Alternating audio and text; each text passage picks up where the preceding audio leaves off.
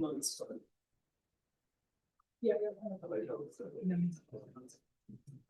Morning, everyone. I assume all of you have been hearing a lot about plasmas and mechanisms so far. So my objective in this talk is to elaborate a little bit more on theory. Hopefully introduce you to some new concepts which you have not heard about before.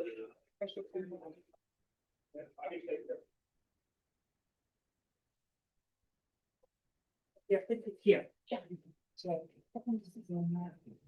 you can also use some lasers. Okay, this time. So I mean, you have to do this image because you need Yeah. Should I speak louder? Yeah, that's good. Okay. Yeah, it is. Yeah. Okay, so let's start with the magnetic reconnection. So part one of this talk is to see like what is reconnection. Already you all have some basic idea about it. And so my plan is to start with a general overview and then expand on this definition as I go on in my talk. So you already know all that it is a fundamental process in plasma. So now the important part here is that magnetic reconnection occurs in an almost ideal plasma. So what do we mean by an almost ideal plasma is will become clear in this slide. Now, the previous talk somebody asked that how do we characterize plasma? What are the important parameters? So one of those parameters for a number is called magnetic Reynolds number, which is used to characterize plasma. So reconnection is a process which occurs in an almost ideal plasma whose magnetic Reynolds number based on typical scale, which is denoted by LE, external to current sheets is much larger than unity. So when we look at plasma, so in the previous talk, you all saw that there is a sun, but sun is a very big object, right? And it has plasma we have plasma in the entire sun. So similar to classical quantum mechanics, when you are trying to explore the physics of an object like planets, you are applying classical laws. But when you are going to atoms, you are applying quantum mechanical laws. Similarly, in plasmas also, it really depends what length scale you are looking at. If you are looking at very large length scales within the plasma system, for example, if you are considering the length of the sun itself, then that length scale becomes very large.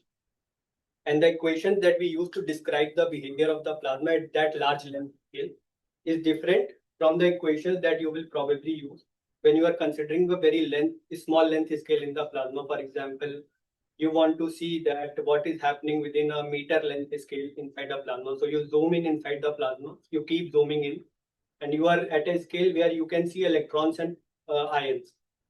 At that scale, what equations do you need? And if you zoom out of the plasma, you are not seeing electrons and ions anymore. You are seeing a large scale fluid like sun. Then what equations do you use?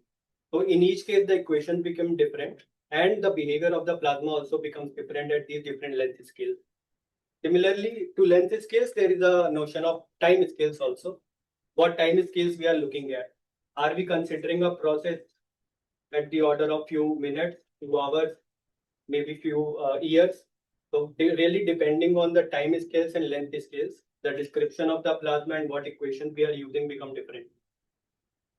So reconnection happens in an almost ideal plasma whose Reynolds number based on this large length scale is very large. So to give you an example, you can see in this figure. So this white big circle represents the domain of my plasma system. Beyond this, I do not have any plasma. And these positive and these blue circles and yellow ones represent your ions and electrons. So LE is the large length scale of the system over here. And then if I am looking at a very small length scale somewhere inside the plasma system, that length scale I am denoting as L. And these blue and green curves are representing magnetic field lines and these arrows are showing you their direction. So what happens is that however the presence of a localized region of length L much less than L. So we have a small region over here whose length is much smaller than LE, where non-ideal effects are important and they can lead to a change of connection of plasma elements. So what it means is that you have to assume that, okay, I have an ion over here and this magnetic field line is going through this ion, and I have another field line which is going through this electron. So now what happens is, and we will discuss about it more, at this small length scale, something called non-ideal effects become important. And then what happens is that initially you have this positive ion on the pink field line and this yellow electron on this green field line. Then reconnection happens. Then this positive becomes attached to a different field line. So what happens is a change of connection happens, as you have seen in 2D animation. So this field line will reconnect over here, and you will get two new field lines. One of these which will go like this, and another which will go like this. So now their connections have changed and they have become attached to different magnetic field lines. So this change of connection of plasma element with respect to magnetic field lines is called magnetic reconnection, and this happens at small length scales.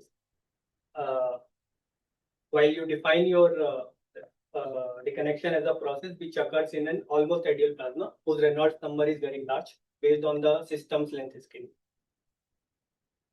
So hopefully it is slightly less complicated, I hope.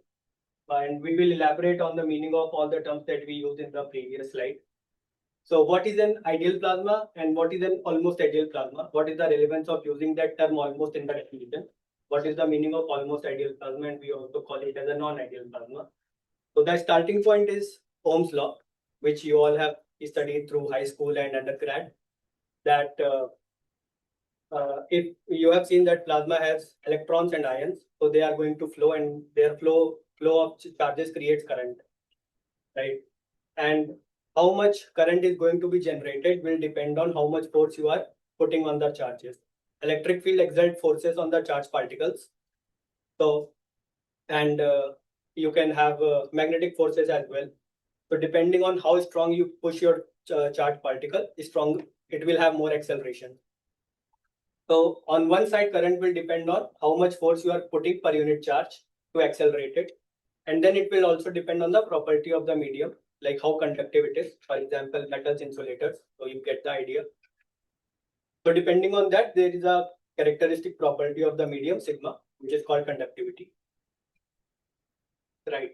So then in a plasma, which has all these electrons and ions, now this thing becomes very important. What is the speed at which plasma is moving with respect to me?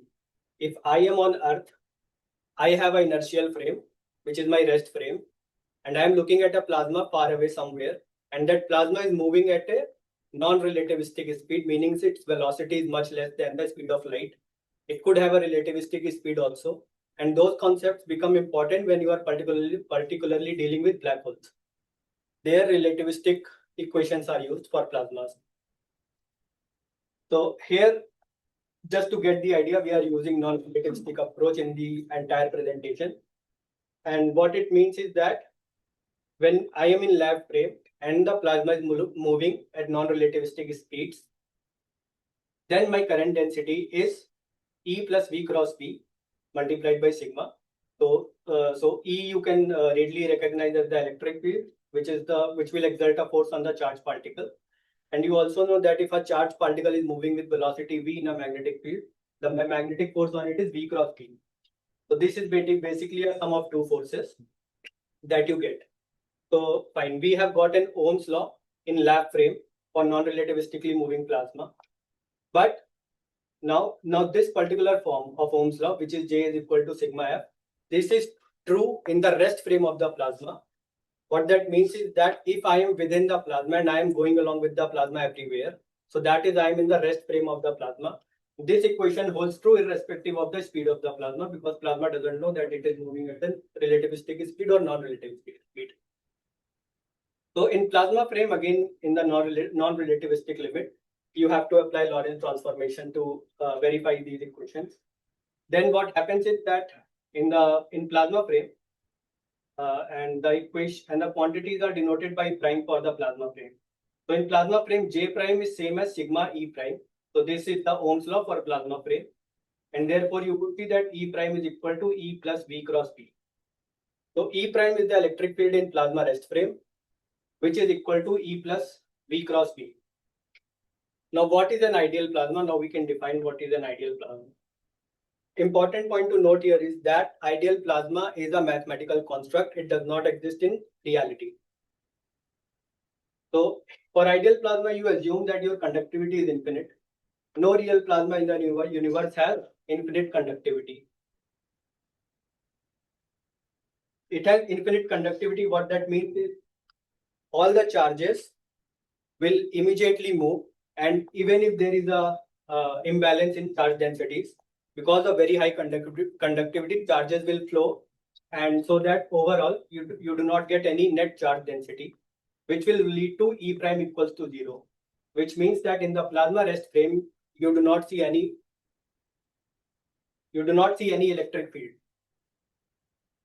But what is important to note here is that you cannot think that okay, my E prime is 0 and therefore my current in the plasma frame should also be 0, because mathematically you will see here ideal plasma does not imply that current density is 0 or the current which is flowing in the plasma is 0, and mathematically you can check it as sigma E prime is basically infinity into 0 for ideal plasma, which is an indeterminate form. So you can have 0 electric field in the plasma rest frame but not current density. So now what is almost ideal plasma? This is, we are talking about real plasmas. So is the ideal plasma same as frozen in condition? Yes. That's just another term or it's different? Both are equivalent. For almost ideal plasma, we do not say that conductivity is infinite. We say that conductivity is very, very high. It has a very high electrical conductivity. Now, what is the importance of this? As I was talking about length scales, so almost ideal plasma behaves same as ideal plasma at large length scale. And we will see later that this almost ideal plasma does not behave as ideal plasma at small length scale. So the behavior of plasma changes depending on what length scale you are looking at in the process. And to understand all of this, that how almost ideal plasma behaves as ideal plasma at the large length scale, we will use some Maxwell's equations and some algebraic calculations. So you know this equation, curl of E is equal to minus del P by del T from previous talk also. And you know that J is equal to sigma E plus V cross P. And then if you apply Maxwell's this curl of B equals to minus del V by del T over this equation. So then ultimately you get an equation of this form, because you can take a curl of this equation. Curl of J is equal to sigma curl of E plus curl of V cross T, and you can change the sign. So then you get something as del V by del T as curl of V cross B minus 1 over sigma curl of J. And then using Ampere's law. Now here you will notice that I have not included the displacement current, which is generally there in the Maxwell equation. The reason for that is again connected to the fact that we are using a non-relativistic plasma. What that means in, if plasma is moving very slowly at non-relativistic speed, even if there is a charge imbalance, so del rho by del T term, which is how the electric field is evolving with time, del E by del T, becomes very small. So it can be ignored in principle for non-relativistic speed. So here we use only this form of Ampere's law, which is free Maxwellian form. And then you ultimately get, you can substitute J as curl of B over mu naught. And then you can define a parameter which is called magnetic diffusivity. It has 1 over sigma mu naught. So then for simplification, we are assuming that eta is constant throughout the entire plasma. It does not have any spatial variation. It is not a function of position and time whatsoever. So it is fixed. So what that allows us to do is that take eta outside of this curl, because it does not have any spatial variation anymore. So then we can take it out, and curl of B is just del dot B minus del square B. So you take the del dot B is 0. So ultimately you get an equation of this form. Del B by del T equals to curl of B plus B plus eta del square B, which is also called magnetic induction equation. Now, if you have seen before the general diffusion equation, so for example, if you heat a metal bar and let the heat flow from one end to other end, so that is the general heat diffusion equation. So if if you ignore the first term on the right hand side, the first term is the temporal evolution of magnetic field, and the second term is corresponds to diffusion of the magnetic field. So the second term causes resistive decay of the magnetic field because this eta term is directly related to conductivity, inverse of the conductivity, which is resistivity. And a point to note here, I don't know if it has been talked about before, that in plasma, when we are talking about resistivity, where that resistivity is coming from, it is not through head-on collision between electrons and ions. What we call it as a Coulomb collision, where you have an ion and an electron is coming through, and because of the electrostatic field, the forces that are acting between the charged particles, they deflect the other particle.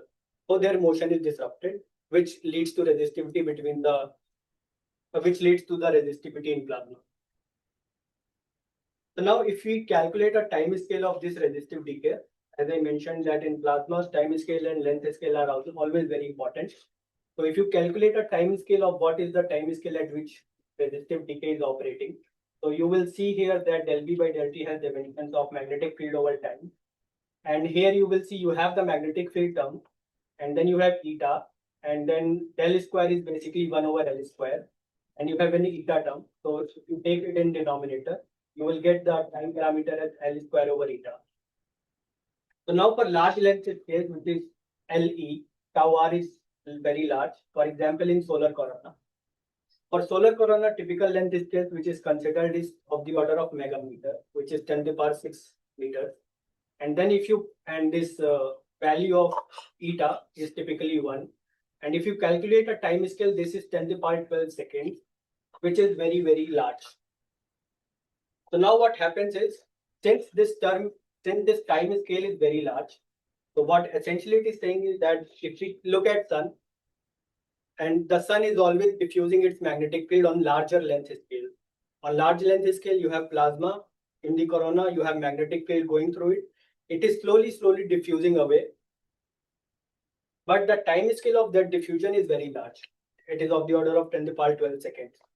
So essentially in large length scales, the second term becomes practically insignificant, and you get del B by del T equals to curl of B cross B, which is the same equation which you would get if you are using completely ideal plasma. From E plus B cross B equal to 0, you would take a curl on both sides, curl of E plus curl of B cross B equal to 0, and then you will end up with the same equation. So basic idea is therefore that in ideal plasma, E prime in the rest frame of the plasma is 0.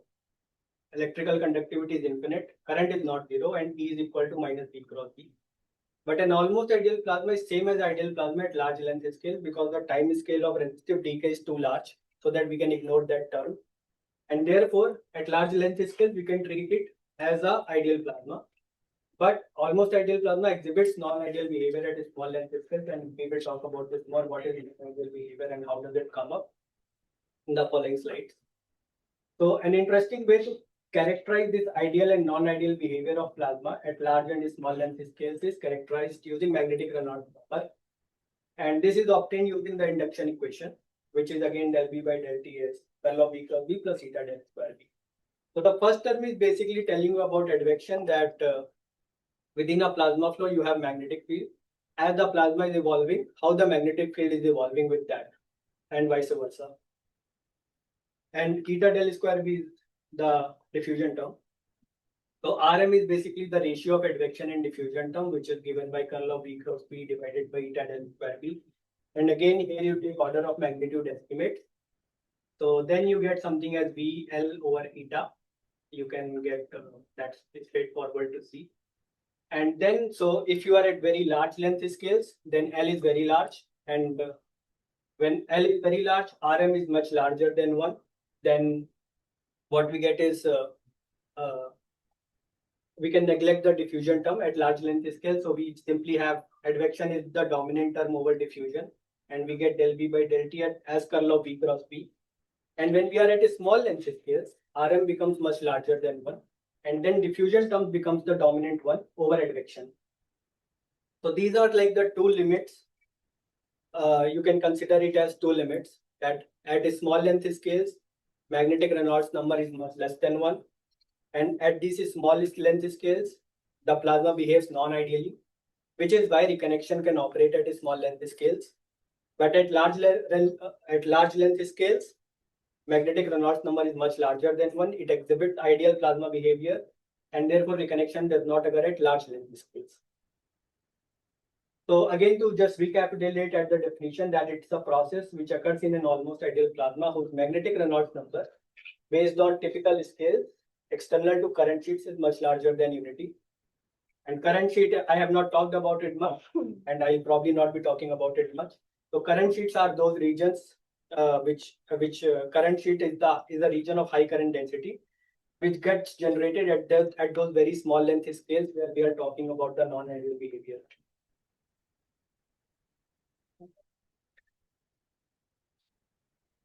So let me once just stop here and see if there are any questions before I go ahead. I've been talking about a lot. Yes. So on this slide, you're telling us that the magnetic Reynolds number depends on the length of like the scale on which we are looking. Is that also true for the Reynolds number of, let's say, neutral? Yes. Yeah. Yes. In neutral fluids, instead of magnetic diffusivity, you have viscosity. So that's true for both fluid Reynolds number and magnetic Reynolds.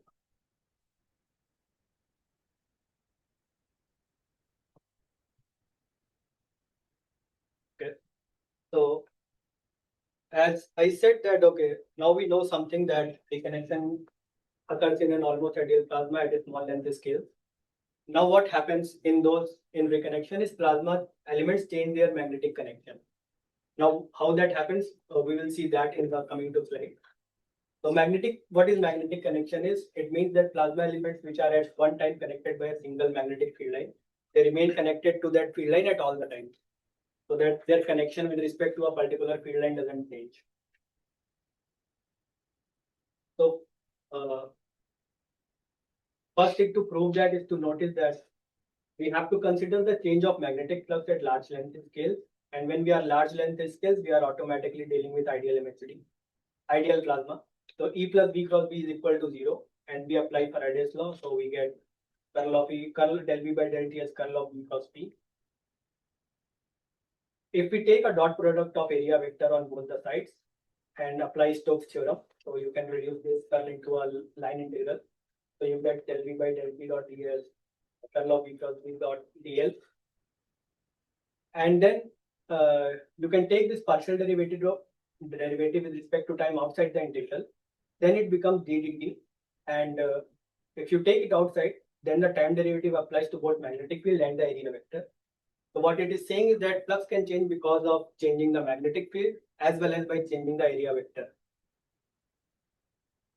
So one term that you will get out of this equation is d phi by dt, which is b dot dA integral and d by dt outside. And another term which is coming out because of change in area.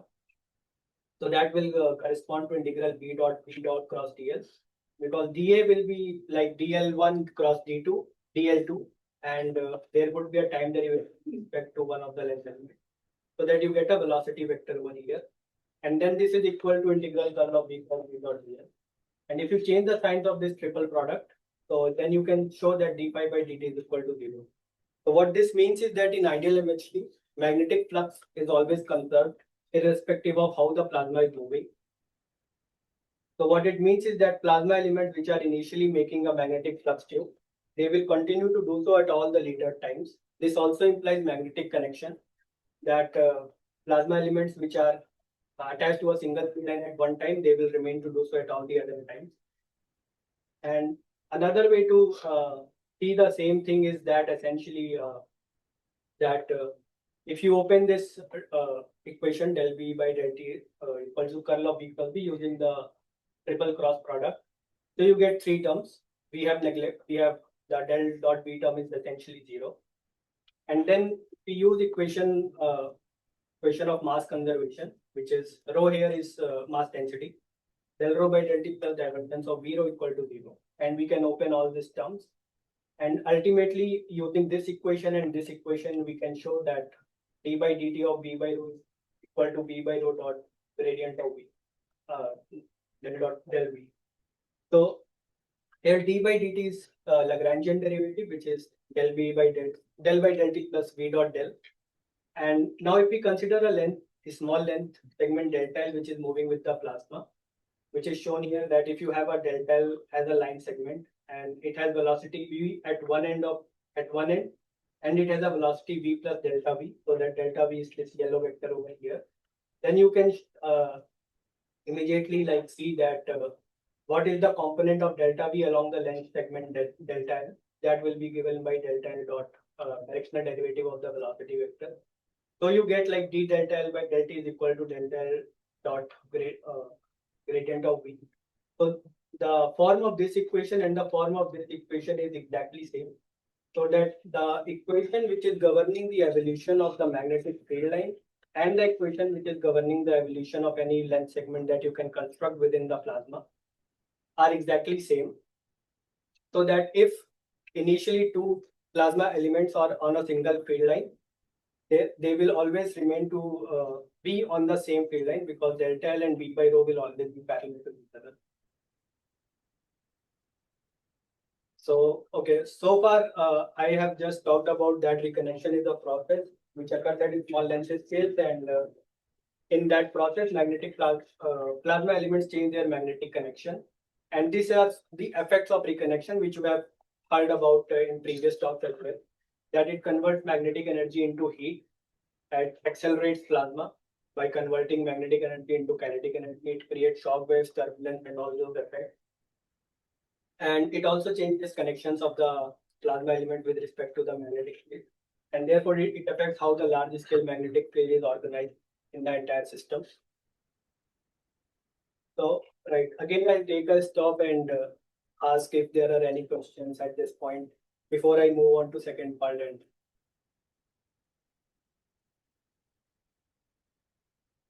yes.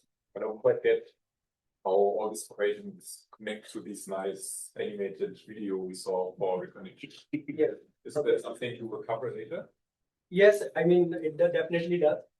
There are equations in the animation that you saw, that there was in the previous talk there was an animation that two field lines are coming, yeah, and then going out, yeah, right? Maybe I can show a figure, or maybe I have one of these.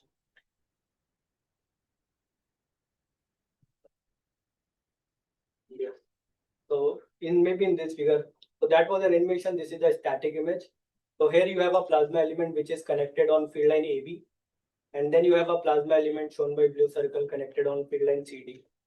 And when they come at this point and they reconnect, so now this plasma element is connected on field line AC, and this plasma element is connected on field line BD.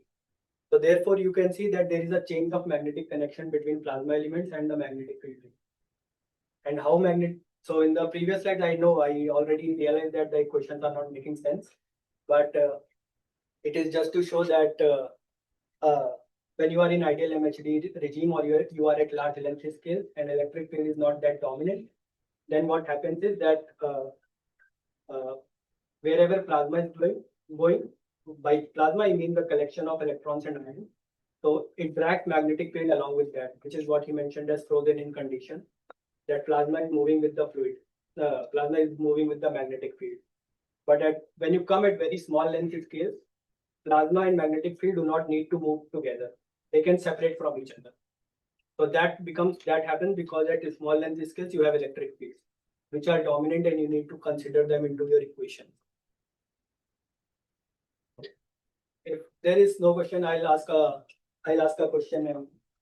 So we see, okay, we have already seen that, okay, two field lines are coming close to each other, they reconnect and they are going out, right? So now the question is, how fast this process should occur? If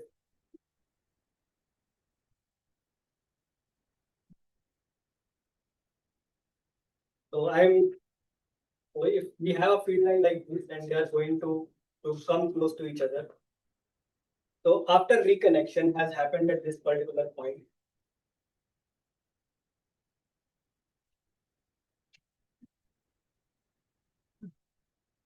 maybe nobody tried in a long.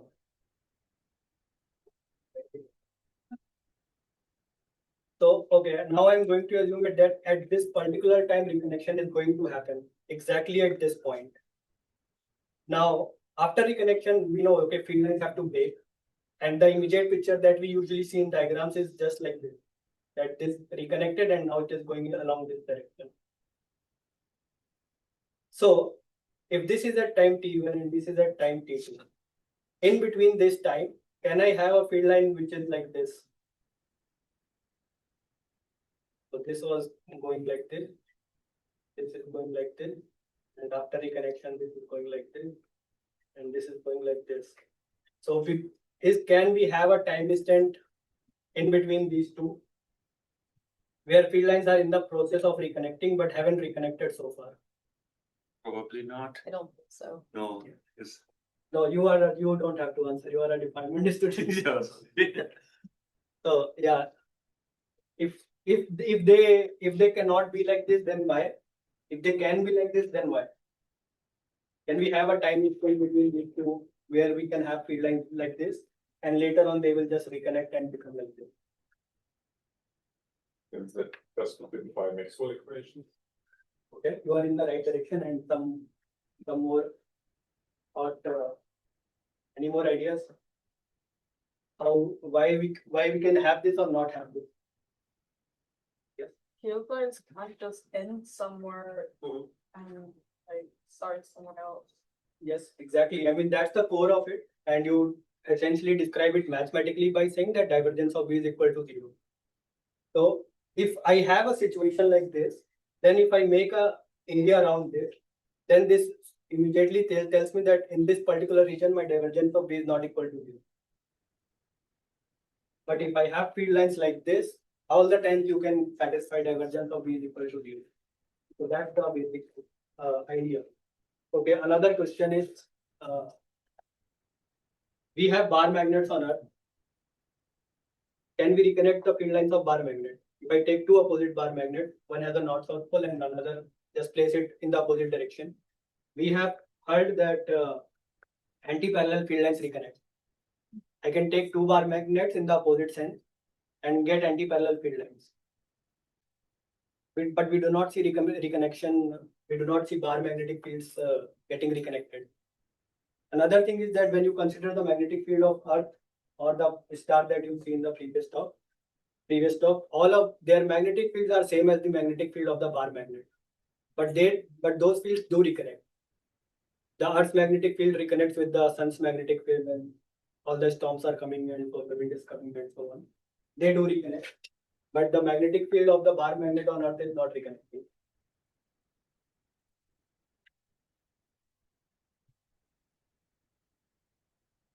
So just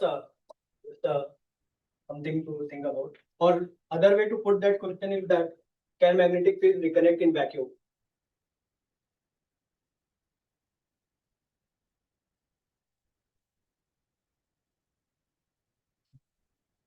Almost that time. Naru, how much time do I have? You still have 20 minutes. 20 minutes for the talk or? Yeah, for your talk. Yeah. Okay. Mhm. So I think I can go to another part of my talk, which is sites of reconnection. So just for myself, let me reiterate that reconnection is a process in an almost, yes, Sorry, no, it's I'm- it's okay. why don't the bar magnets reconnect? Yes, so I was hoping to not give an answer and let you all Oh. think of it. Okay. If you want an answer, I can give it, but it's more fun to think about it. Okay. So yeah, reconnection is you got me diverted in another direction. I saw a video where if you put like two grapes in microwave and Plasma, yeah. yeah, they generate plasma somewhere in between. That's an interesting time to one for plasma. And okay, so reconnection is a process in an almost ideal plasma. And whenever you are thinking about it, always keep in mind that the processes that occur in plasma, we always have to think about length scales and time scale about the process which we are talking about. The reconnection happens at small length scales, but it produces a large scale outcome. And it occurs at large length scales because there the electric field is not zero in the plasma plate. There are always some non-ideal effects. the most the term which is most talked about is the term arising out of resistivity, that you have high current in the small region. But when you are going at large length scales, the current is small. So you can also like think about that as if you have a very big circle of magnetic field going like this, so it will have a curl, and this is your length scale at which you are evaluating current density. But if you have a smaller circle, this is the length scale at which you are evaluating your current density. So at a small length scales, if magnetic field lines are anti-parallel, they can generate a large amount of current. Because of that large current, you have electric field, and those electric fields will cause reconnection at smaller length scale. So now, both theoretical and observational studies have shown that there are particular magnetic geometries where reconnection is favorable, or where you can generate these small length scales of high current and high electric field so that reconnection can actually happen. So one of those a broad classification for those sites is locations where magnetic field is zero. Actually, it's written. So these there are locations which are called magnetic null points. Magnetic null points are essentially those locations where all the components of magnetic field are zero. Okay. So initially, when the theory of reconnection started developing in the 1950s and 60s, so initially everybody was working with the concept of two-dimensional reconnection. And in two dimension, when you have a magnetic null point where all the components are zero, then the most discussed site is an X-type neutral point, because at this point you have all the magnetic field as zero, but it has an X-type shape. Why it has an X-type shape? You can construct this kind of configuration by taking a configuration like this, that your Bx component is Y and By component is X. So then how do you get the field line equation? Is that if you have a magnetic field line and you have a magnetic vector like B, and if you consider a length segment along this same field line DL, then because DL and B are in the same direction, then DL cross B should be equal to zero because they are parallel. Then using the same concept, you can arrive at field line equations that you put DL cross B equal to zero. So essentially what you get is dx over Bx equals to dy over By, and your Bx is Y and By is X. So you can integrate out X square minus Y square equal to some constant. And which is nothing but it is an equation of a rectangular hyperbola. So then you will see that you have an hyperbolic geometry over here, and these black lines which are making this X shape are called separatrices, and they have a very prominent role in reconnection, because these are the sites. These are also the sites where large current density develops and reconnection can happen. Separatrices are also those locations which separate topologically distinct domains. What I mean by that is if you start from this point and consider it as a positive polarity, then all the red field lines are coming here, or I guess they are coming down, and this is a negative polarity. But in this domain, all the field lines which are starting out here are going in this direction. So these are two topologically distinct domains, and the separatrix is the line which is separating these two domains. There is a change in connection between this red field line and this pink field line along this particular direction. Right. So we have got the equation of this particular geometry, but again, from this configuration, you will see that J is equal to 0 or J cross B is equal to 0. So in at large length scales, when we are treating the plasma in MHD approximation, electric forces are typically negligible, and the dominant force relevant coming out of the magnetic field is the Lorentz force, which is J cross B. And in this configuration, J cross B is equal to 0. So what this means is that this configuration is in equilibrium. So the important point that I want to stress here is that having the presence of a particular site where reconnection can happen does not mean that reconnection will happen. That reconnection, if it is in equilibrium, it cannot reconnect. Something has to destroy this force equilibrium within this configuration so that they can start reconnecting. is right. So you can consider another configuration in which Bx is same as y and By is twice of x, so that your configuration is slightly compressed along the x direction. Now in this configuration, again you apply dl cross b equal to 0 and you get this equation. Now you get a current density as well as a Lorentz force. So here you will see that the x component of the Lorentz force is minus 2x. So that if you are on the negative side, your force is along the positive side. And if you are on the positive side of it, your force is along the negative side. So you get a compression so you get an inward force, which is going to bring the field line towards that particular x point. And then along the y direction, you will see that if you are in the positive y direction, you have a force going up. If you are in the negative y direction, you have a force going down. So that shows you an outflow, which we have talked about in x. Field lines are coming together at x point, reconnecting and going out. So all this is so good in 2 dimensions.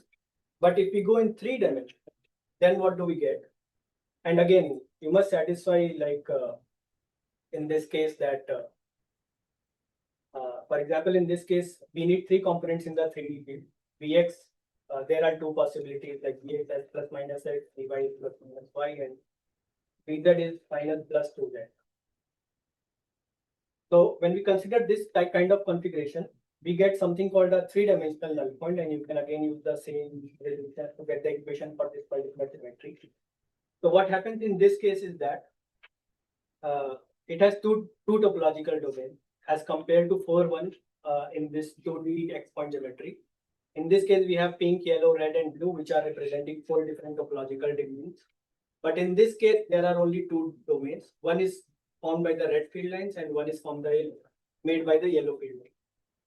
In each domain, there is a fan surface and the spine field line. So spine is basically represented by this structure over here.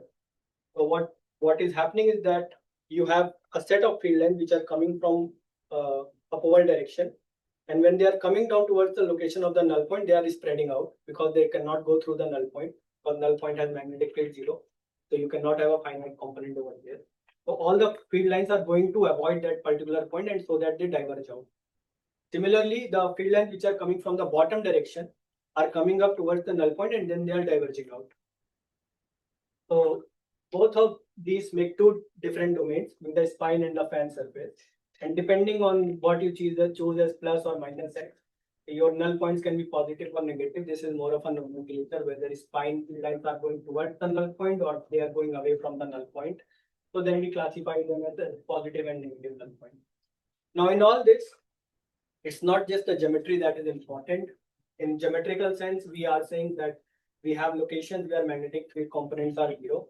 And if you look around these magnetic around this configuration, you will see that there are magnetic field lines which are anti-parallel. In this case also, it is very clear, and you have seen it before in 2 dimensions. You have a hyperbolic geometry, and field lines are anti-parallel along both x direction and y direction. In this case also, if there is a spine field line which is going like this, and then corresponding to that, there is another field line which is coming like this. So this is the null point. This is the spine which is going towards the null point, and this is the spine which is going towards the null point. In both the cases, you generate anti-parallel magnetic field line. So in all these geometries, you have conditions favorable for producing high current regions. Now, another class of sites is those sites in which magnetic field is not 0.